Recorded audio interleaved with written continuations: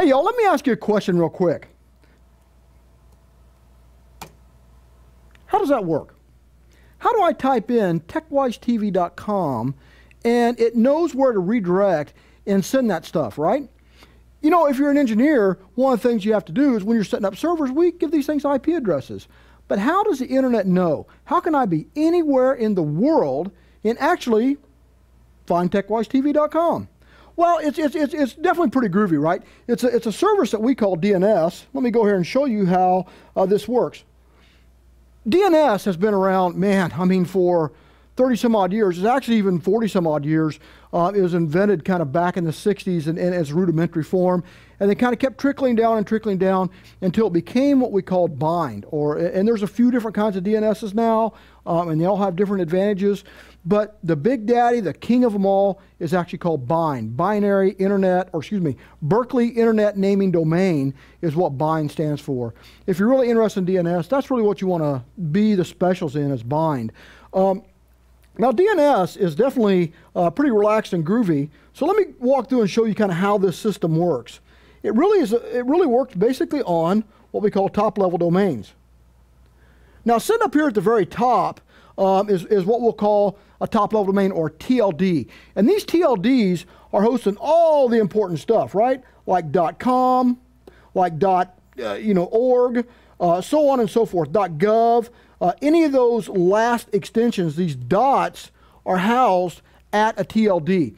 Now, they're what we call root servers that actually host this stuff. Down below that, we actually have our subdomains, our authoritative answering domains. And here's where things like techwisetv.com, and these are at different providers, right? techwisetv.com, cisco.com, all that stuff lives here. DNS itself is really like a big phone book, right? If we want if I want to call Rob, I would actually look up in my phone book, or even like on my phone. Right now, to know that Rob's calling and I need to kind of ignore it in the order received, I have his number in here, but my phone doesn't know that's Rob. I have to make a mapping and say Rob Boyd. And so when I do that, that's kind of like a little DNS server. And that's what we're talking about. This is how this works. It's that manual mapping process that actually goes to these servers and makes it work. Pretty groovy, right?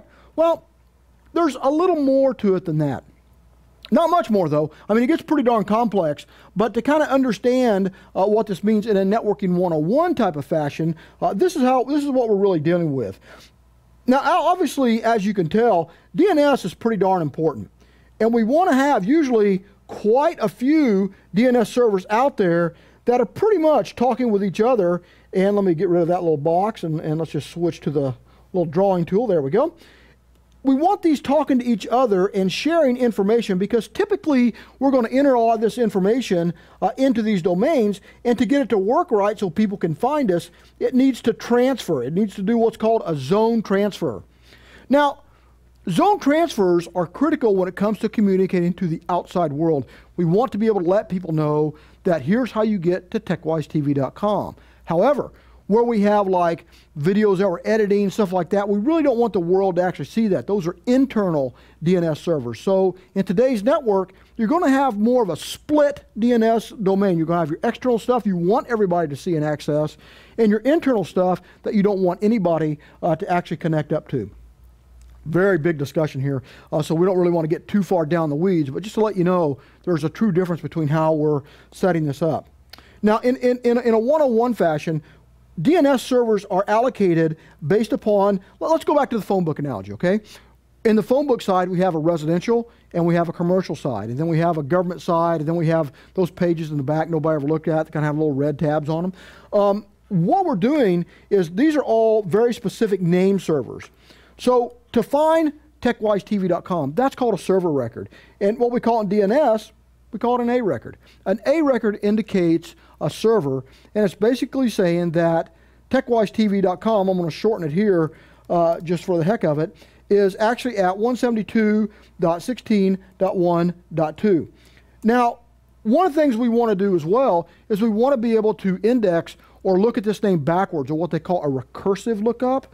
So you'll have this also entered in backwards as well. So we'll have that under a CNAME lookup, and that'll actually say, basically it'll say the same thing. It'll say 172.16.1.2 is equal to TechWiseTV.com. Why? Because a lot of people, a lot of tools are going to connect up with an IP address.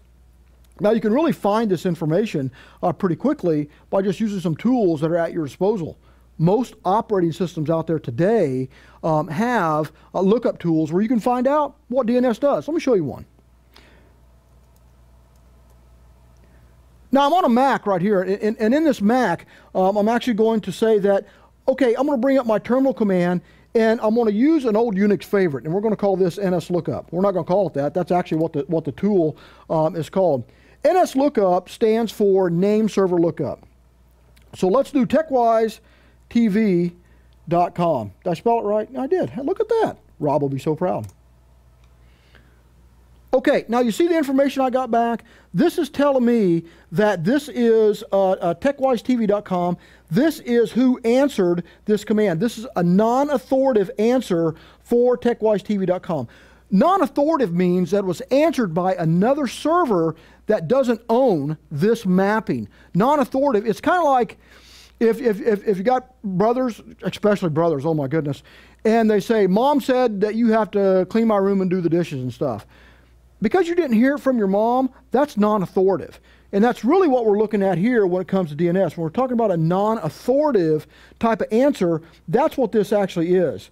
Now, what you're going to see is that, so you can see, this is the answer. This is the server that actually answered that. 171.70.168.183, and it answered it on port 53 on this server. So you can break this down. And you can get into a lot of detail finding out how the world sees you, because this server does not live on our network. It actually lives somewhere else. Actually, when you look at it, TechWiseTV.com, as you saw when I connected up at the start of the show, it connects you to our YouTube link, and TechWiseTV.com is a forwarder, because you can do that too, right? I can point information to other servers. Just like when I showed you how that A record is in there, we can put an alias to that and say, anytime, or a forwarder, as I'll call it, anytime somebody connects to TechWiseTV.com, send them here. And it's going to forward that, as you saw, to our YouTube channel. So we can actually, host material anywhere we want to. Works pretty cool. DNS is the real king of the network when we're setting this stuff up. It actually holds all our mail records. Those are called MX records. You can actually have info, what they call H-info records, that you can type information about what that server is that connects up, and really do some pretty cool stuff with it. DNS is really went from something that belonged on the internet and that we kept in what we call a host file, been there forever and stuff, to actually a true critical piece of the network, a server that Active Directory, that all our appliances are actually connecting up to grab information. It's because it's so much easier. It's easier to troubleshoot. It also makes it so easy to load balance this stuff out. So now if I'm connecting to 15 different servers, TechWiseTV.com can have multiple addresses here, so it can connect up and actually round robin and share that information in case I have a failure or whatever the case may be. That can really be kind of cool. You can do some pretty cool tricks with DNS. It's a fantastic troubleshooting tool, especially NSLookup. NSLookup is one of my favorites for actually configuring this stuff up. There's a lot of cool ways to do it, but the most important thing to remember about DNS, consider it like a phone book. It's a manual mapping. Somebody has to put that information in there. Somebody has to type that in and get that correct and make sure it's all up.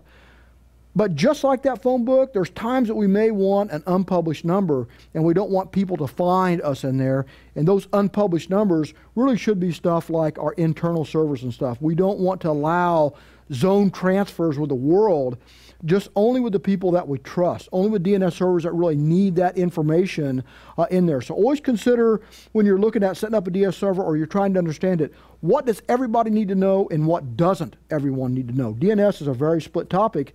Very cool, certainly very, very detailed.